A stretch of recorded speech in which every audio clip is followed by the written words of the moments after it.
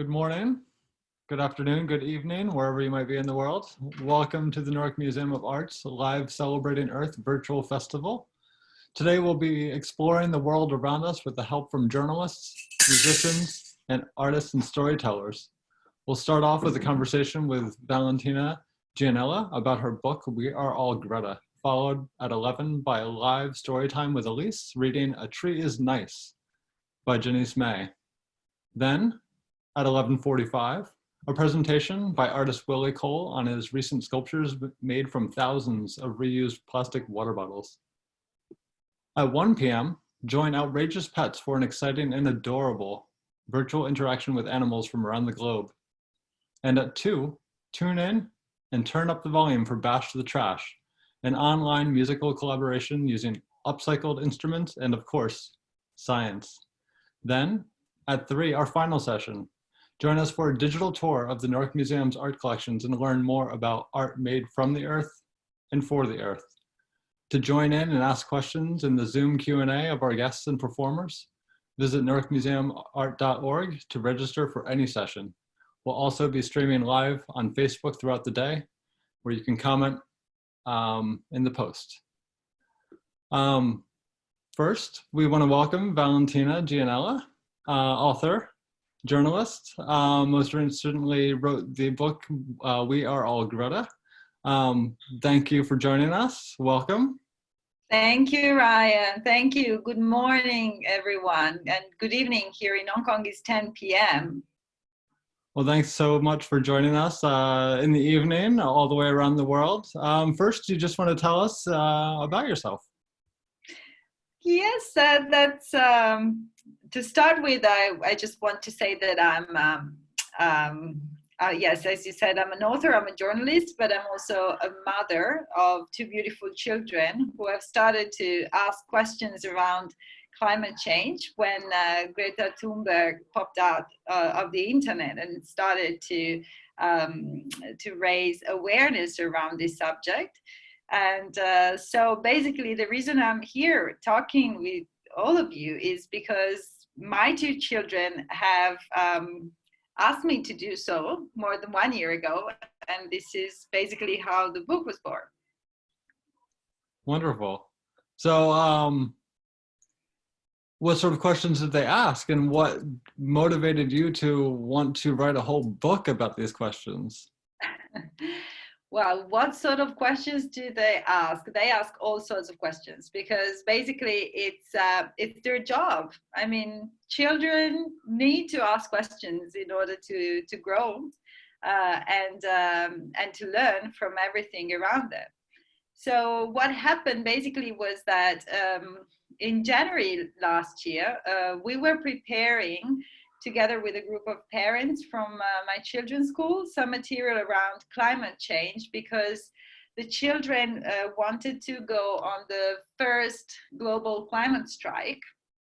And of course, they wanted to know why they were striking and why was that so important for them. And so together with some other parents of our small school here in Hong Kong, we decided to put some material together and try to explain to the children the principles of what science has been saying so far around climate change. And what we actually found out was that the informations were there, but they were scattered everywhere, and it was even too much. And it was really hard to put things together and to give it a sense that could be of easy comprehension for children. So I decided, being a journalist, I decided to follow the rule number 1, which is go straight to the source. So I went straight to the IPCC, which is the panel on climate change that has been set up by the UN more than 30 years ago. With the goal of understanding climate change. And during all these years, they've been collecting and analyzing data and facts and numbers, and they got to conclusions that are basically what Greta was advocating during those weeks of the global strike. So, which was great. I mean, the source was stating everything, and it was double checked, more than double checked, by thousands and thousands of scientists all over the world, that represented more than 90% of the scientific community all over the world. So that was, close to the closest thing to truth that we could find journalistically talking. But the problem was, it was written in a way that was a bit hard for children to understand, even parents, I must say. I mean, we had a couple of meetings with these other parents, and reading the reports, we got to a couple of points where it was hard. It was hard to understand. So I decided that it was time to probably translate that language into something more simple and straightforward for children, but not just for children, because I realized even us parents weren't so prepared on the topic.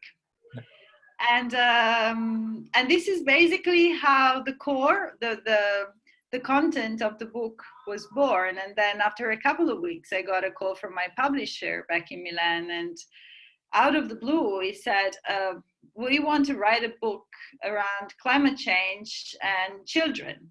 Would you like to write that? And I was, well, guess what? I think I'm quite prepared to do that now. So this is how it started. It was a bit of a coincidence, but it came in with a great timing. And then I got to know this beautiful artist, Manuela Marazzi, who's the illustrator of the book.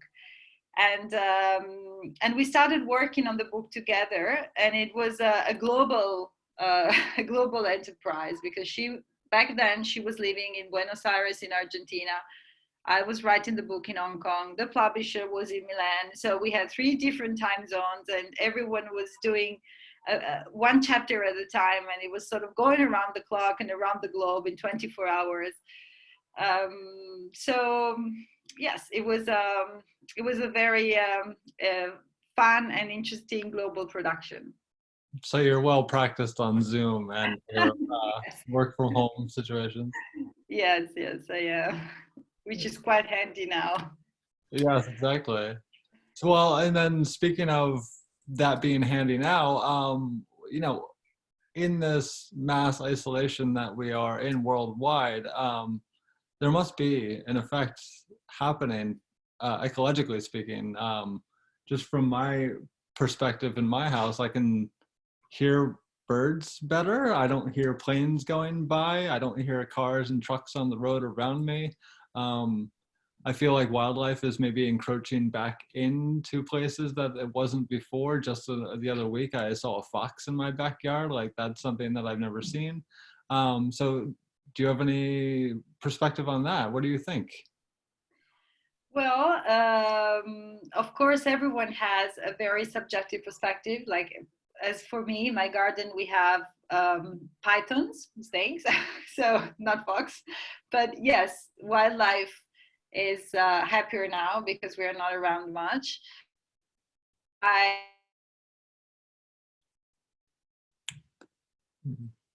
Planes are not constantly roaming in the background. Here, actually, I mean, it's a huge hub for aviation and air travel. Definitely, yes. I think this whole situation is a big crisis, a big emergency. But as you know, in Chinese, the word crisis means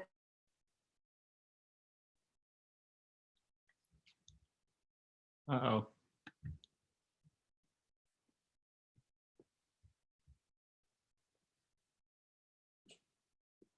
You froze on my end. I'm not sure if you froze for everybody else. Yes, she did. I think she disconnected. Wow. Let's see. Let's give her a moment, see if she can reconnect. And thanks for holding tight in our virtual experience. Are you there? Can you see You're me? back. You're back. Wonderful. Yes. So as I was saying, it's a big it's yes, it's an emergency, it's a crisis, but it's also a big opportunity to try to understand what we can change to make the world a bit better, because it's something we have to do anyways. We had to do it, and when we thought that climate change and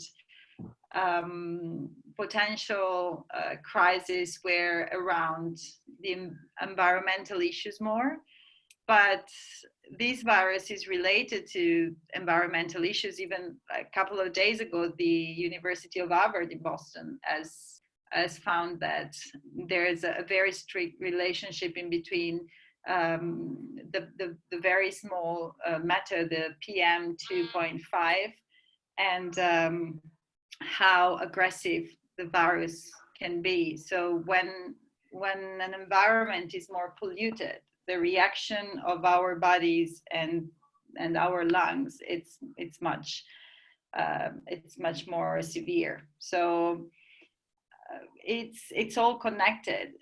Before COVID, we thought that these extreme events were just related to climate, so floods or droughts or the sea level rising and the ice cap melting, and we were looking in that direction. But this has probably taught us that we should probably look around 360 degrees and try to make things better 360 degrees. Yeah, and if pollution and other products of human production are having this impact on the world around us, it's probably also having an impact on us as well in our own physical bodies. So if you see wildfires or floods, that's an impact that's being felt by the earth around us. But then when it comes to things like a pandemic, that might be some sort of indicator of things happening to our own bodies because of the conditions that we're living in, the environments that we've created for ourselves. Yes, and also we are seeing things a little bit more clear, like we are actually, because sometimes, and this is the problem when science talks, sometimes it's a bit theoretical. So it's, okay, the travel industry, the logistic, they have a huge impact when it comes to emissions and hence pollution, for example. And now we can actually see it, we can see it in the everyday practice. I mean, we have airports that are shut, and we have products that cannot be shipped. So we are probably too much depending on these things when it comes to our everyday life and well-being. And when this stops, there's an advantage for the environment and there's a huge disadvantage for the society and the economy, of course. How can we put these two things together and find a middle way to make things better for the environment and better for the society? I think this is the big challenge. Not trying to go back to normal no matter what, but trying to find the middle way and the win-win situation. Yes, exactly. We're all going through this together, learning to live a different life now that we're in isolation. And some of it, of course, isn't nearly as nice as it was before, but some of it is kind of nice. So yeah, maybe we can take some of these lessons that we've learned living a dialed back existence and use them moving forward as we kind of think about where we need to go as a population to recognize and combat the ecological crisis. A question I had is, the title of the book, We Are All Greta. One, like, what did you mean by that? And also, like, was Greta involved with this book in any way? I just wanted to clarify that for our viewers. Yes, of course.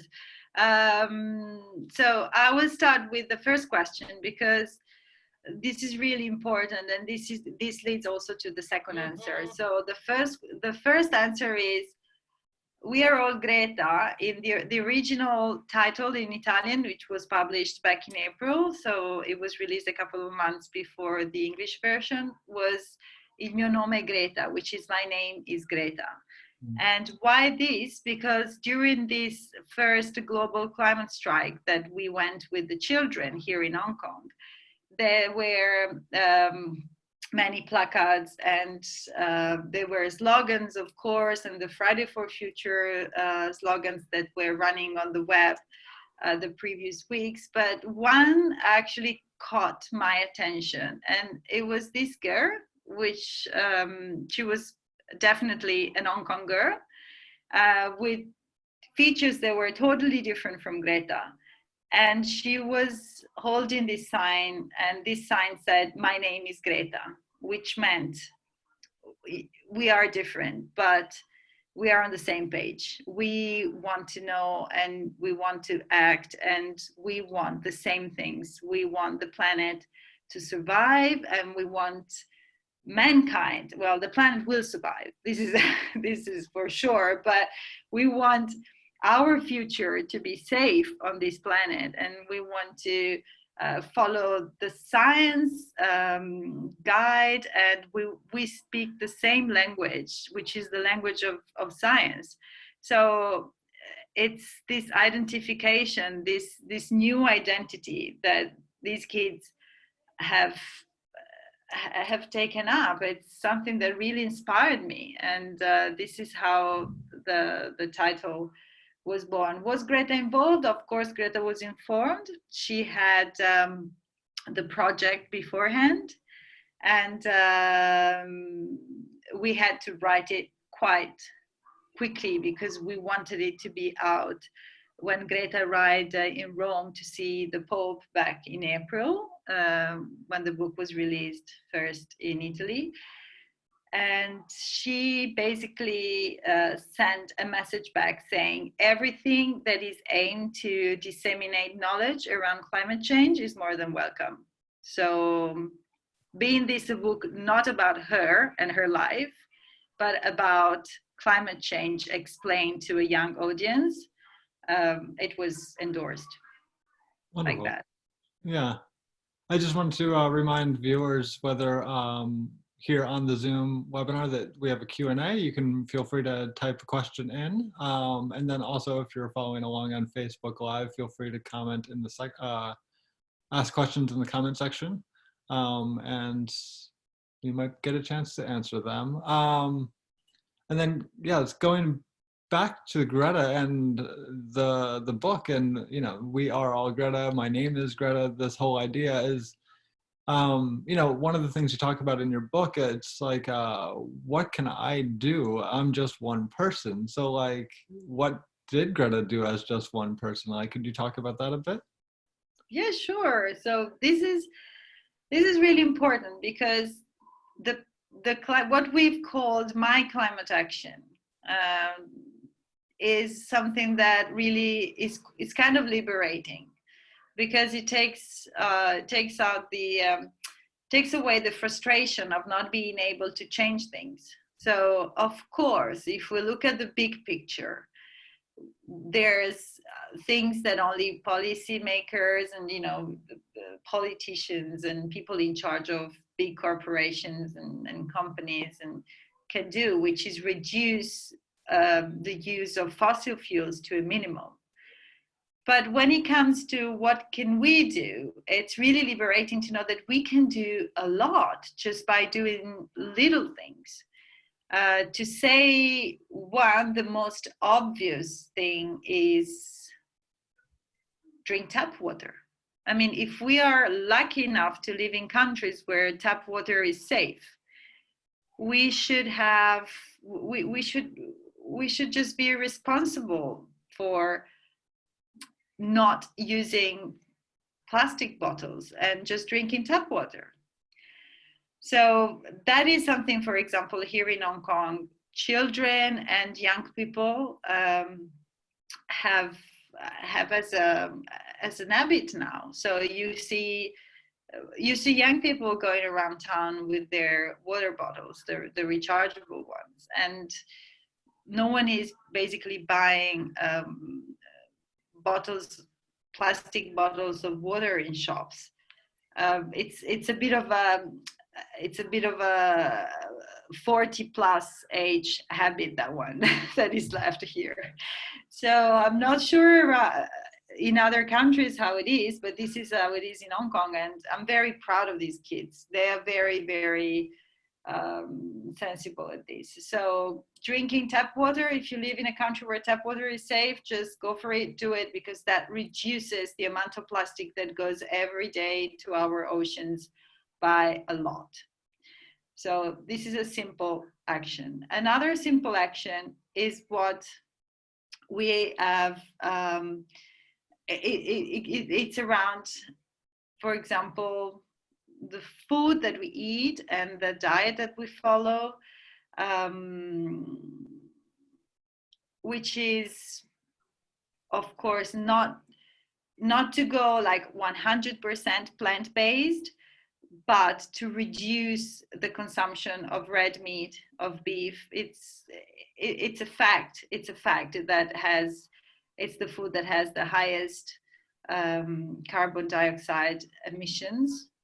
It's a fact that something so precious as the rainforest, as the forest, which are the only instruments we really have to capture the carbon in the air, because technology is not that far yet, but forests are really the top that we can get to capture the carbon dioxide.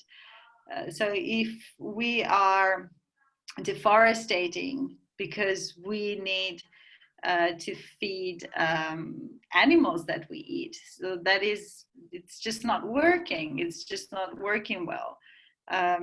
So eat less meat. This is something you can do. Buy less plastic that you don't need.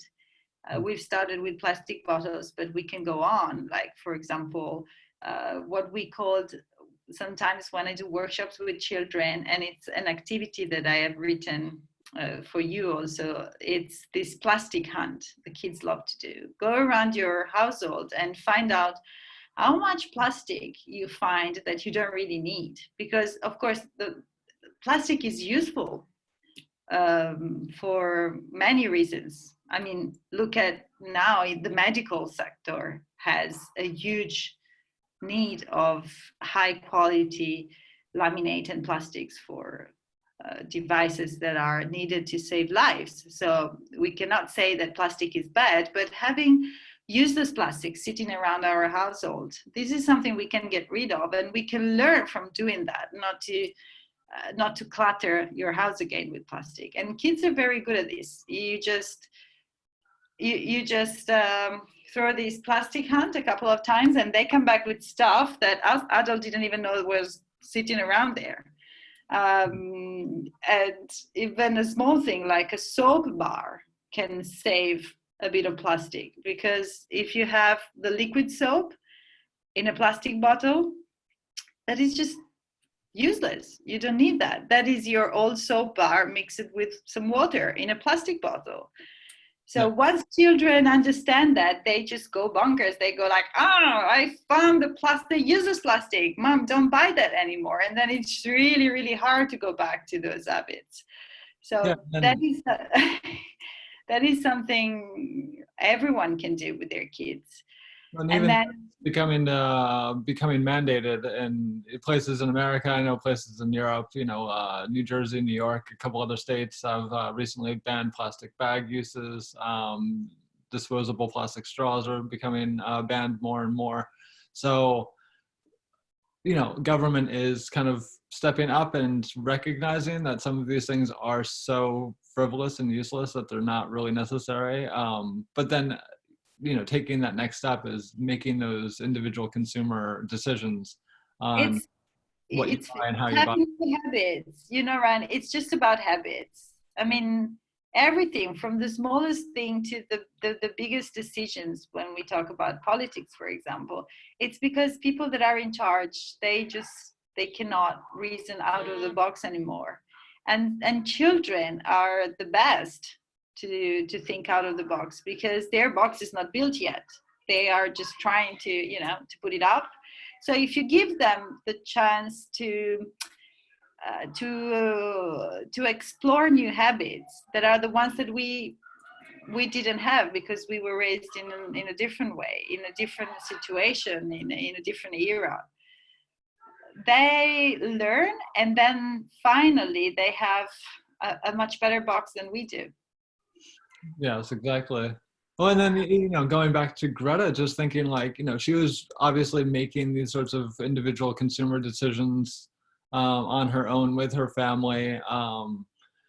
She came from a family that was aware of these situations. As you stated in your book, it was her grandfather that recognized scientifically that, there was a correlation between carbon dioxide in the atmosphere and global temperature rise. So like, she kind of had her leg in the game a little bit more than other people, but at the same time, she became this kind of icon, this symbol of a movement, not because she decided to wear, bring a cloth shopping bag somewhere, because she decided to take a more visible stand. And even though it was just her individually sitting out in front of the State House, that small action inspired others to do the same. I just wanted to know if you wanted to expound on that a bit. Well, in a way, Greta is she actually arrived at the right time, and with the right tools. As you mentioned, she had in her family a very a great scientific background, with the grandfather of her father being a scientist, a Nobel Prize, and in chemistry. So this gave her for sure the ingredients in this mediatic recipe that she's made, to reach out with an accurate view of the situation. So she was actually able to understand those reports before an adult translated it for her. So she was one step ahead compared to her peers, but at the same time, she exactly knew that she had to speak out because her peers didn't have access to those informations. And then she was also raised in a family where communication and media were quite strong, because as you mentioned, the mother is a singer, the father is an actor. So they know how to communicate, to go out there and voice it out. At the same time, she happens to have this slight in the autism spectrum that gives her a bit of a. She doesn't really feel scared in front of the authority. She just goes for what she wants. She knows what is important. She studies a lot. She does her homework, and she has a very deep knowledge of what she's talking about. And she's not intimidated at all when she talks to journalists, when she talks to prime ministers, when she talks to, big CEOs or whatever. And these ingredients, together with the fact that social media have given her the opportunity to reach every single country in the world, every single child that was in front of a computer, in front of a laptop or a smartphone, that gave her the strength, the mediatic strength that took her where she is now. And she's basically, she's just leading what we have called in the book the Green Nation. The Green Nation is a nation that doesn't have borders, doesn't have language other than science. And it's populated by children and young people that have a goal, and this goal is to make the earth a much more livable place in 30 years. Yeah, and you know, so far so good. Like that, what an impact she's made in the past, what, 18 months, maybe 2 years since she kind of became known and internationally. Everybody seems to know who she is, and it's just amazing that somebody of, at the time, what, 15 years old, could have such an impact. Because you know, when I was 15 years old, I don't think I had that sort of capability of understanding the impact that I could have. And even lots of people at any age don't really realize the effect of their actions and what it could do, not only to force change or also just to inspire others. Um, well, speaking of like children, you know, you open up the book saying it's for the young. And one of the questions that came through is like, how do you broach this subject and explain something so scary and of such magnitude to children? And I know that you're probably not talking about like toddlers, you're talking about older children, but still, you know, famously, Greta went through a bout of depression when she started realizing the magnitude, the severity of what is going on, and that, you know, you're born into this world without choice, and then you realize kind of the direction it's going, and that's that. So yeah, how do you kind of approach this question? Well, I think the key word here is knowledge, and basically listening to their questions. Also because it's really helpful for them to let them out. I think as journalists they have a big responsibility, which is you know, big titles, dramatic titles, and then basically they're not giving the keys or the tools in this box to really change things. It's all just there, and it's more sensational rather than helpful somehow. And on children, this has a very depressing and anxiogenic effect. So the only way I talk for my experience and for the people that I know here that have children, and we've been through this topic a lot, is to actually acknowledge the fact that it is scary, especially for those who still have to live their lives fully. They still have to go through life on this planet for the next 100 years, possibly. It is scary, but there are facts, and there are practices, and there are instruments and tools that we can use to try to make a change. And we have the power of make a change in our everyday life, as we said before. And this is really liberating for them. I mean, they actually are the first ones to lead the change in the family. Once they know, they are the sort of the guardians of the climate change tackling in the family. Try to walk around town at probably midday under a very hot sun, possibly 40 degrees, with my children, and not having water in your water bottle. And if you suggest, shall we just stop by and buy just one little, bottle of water? They look at you like you have just suggested to kill someone on the street. Like, are you kidding? We cannot do that. So they are the guardians of the climate change fight. And this empowers them. I mean, when you empower them, they feel better. They feel less anxious. They feel less depressed. And I think also for Greta, and they have actually written this in their beautiful book that the mother wrote about the family, the fact that she could voice out and she could make herself heard empowered her. So she came out of this state of feeling depressed because of the situation. So basically, it's giving them the chance to learn and listening to what they've understood and they think it's the right thing to do. Sure. Empower. You mentioned earlier hashtag my climate action, which is a great way to kind of showcase what you've been doing to combat climate change. It also is a great way to get inspired by what other people are doing. In your book, you mentioned, thinking outside of the box, and that the youth have a different perspective and they aren't kind of held back by things that, the established adults might be held back by or just assume is impossible. You gave a couple examples, one being like avocado plastic, and that was developed by a teenager, I believe. Yes, in Mexico.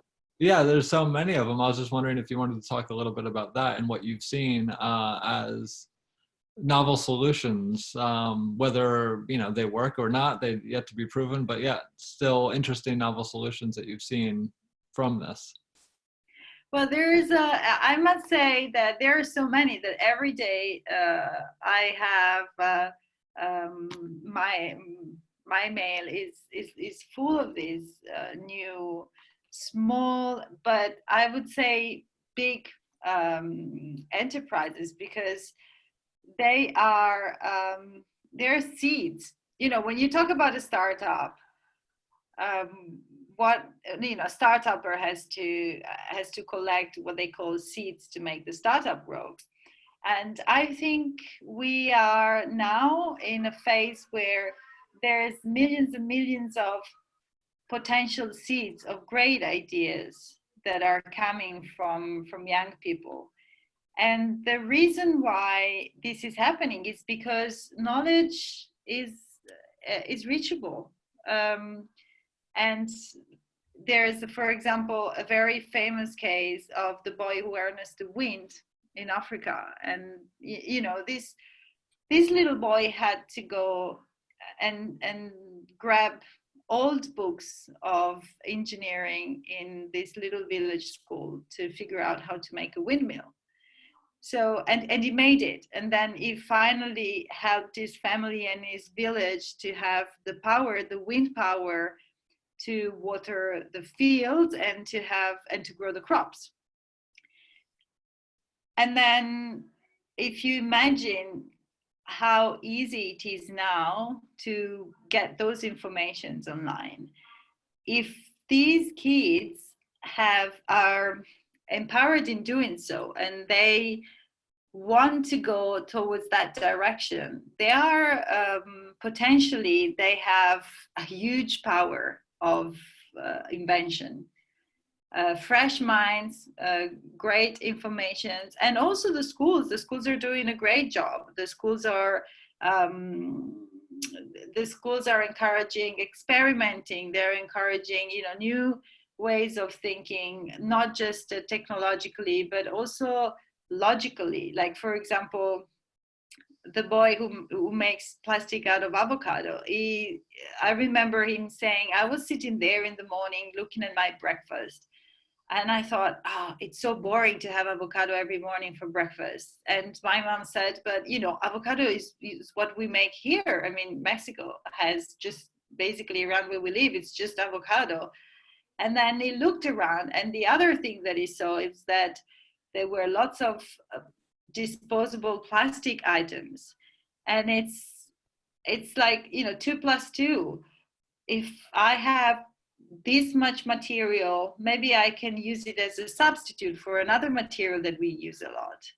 And then he started studying and getting information, and of course learning. He went to school and he learned about chemistry and lots of other things that helped him to get where he got. But then he finally got there, and it's huge. Also, Australia now is using this technology because Australia is the second big producer of avocado as an imported crop. And there are many of these kids are also, I find it very sweet that they are, even if they're using a lot of technology, they have a bit of still of a dreamy point of view. So, for example, most of the new ideas, they are around the oceans and how to save the oceans and the creatures in the oceans, because for them the ocean is like, it's probably like the space, like it was the space for us. You know, it's a mysterious place where amazing things can happen, amazing creatures are. And they are probably, they've seen documentaries with these amazing creatures that they cannot see firsthand, but they can imagine. So it sits in their imagination. And so in a way, I think their boost is also to save the, you know, like to save their fantasy world. And their fantasy world is a world with no plastic, is a world with no pollution, is a world with where biodiversity is still preserved and they can still find these amazing creatures. Yeah, we live in this interesting time where information is more accessible than ever before. So, you know, if you have a curiosity, you could just seek it out. And, you know, there's a lot of distraction out there, but if you focus in and find the real stuff, you know, you can discover so many things about this world. But then at the same time, there's also that kind of realization that comes along with it, that where it's going away as fast as I'm learning about it, or maybe even faster. So yeah, but that generates that kind of the motivation to do something, the agency that you know, to act now. So we live in this really interesting time of information, but we also live in this also really interesting time, which I never really thought about until reading your book. You mentioned how David Attenborough, the famed naturalist, kind of coined this term of the Anthropocene, the you know, the great geological ages of the Earth, and how they're, you know, marked by these drastic changes in the climate, and how we, for the past 100 years, have created the new era in geologic time. So, and that's defined solely by the effects of humans on the Earth, where before it was defined by an asteroid hitting, or glaciers melting, or glaciers forming, or something else. I just wanted to see if you wanted to talk a little bit more about that idea. Well, yes, as I said before, the planet is going to survive anyways. It's mankind that has a problem. And and as one of the greatest documentarists in the world, that is Sir David Attenborough, he's brought the biodiversity, the concept of biodiversity, in the houses of millions of people, since probably more than 60 years now. So if we know that the world is such an amazing place with such incredible creatures, it's people of our age, it's mainly because of Sir David Attenborough.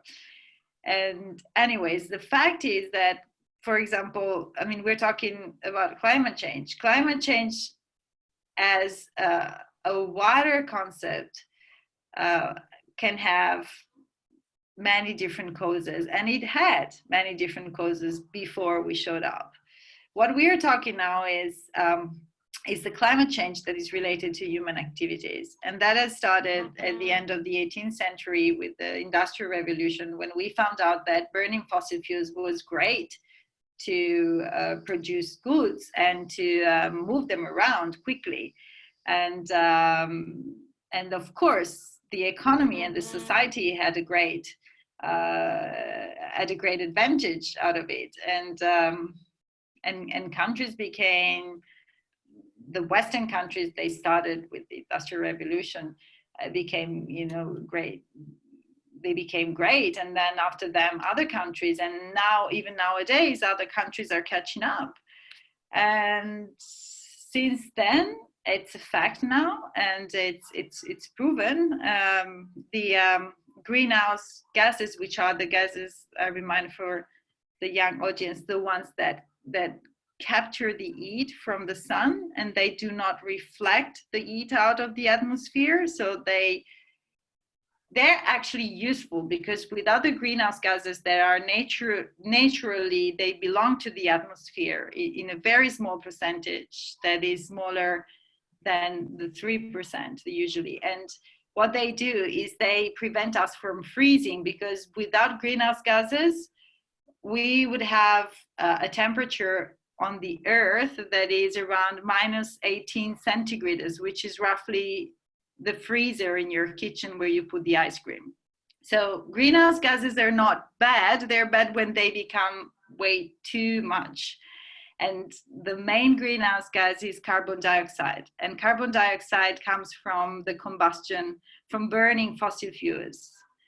And so what happened was that 250 years ago, we started burning fossil fuels for boosting the economy, and that helped, yes. But that also led to an increase of 40% of these greenhouse gases.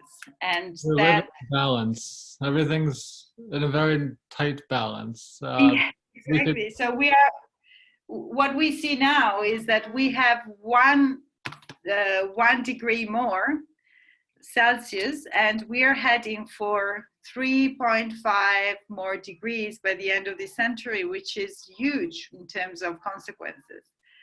So this is basically what Greta means when she says our house is on fire. This is the problem. Well, thank you so much, Valentina.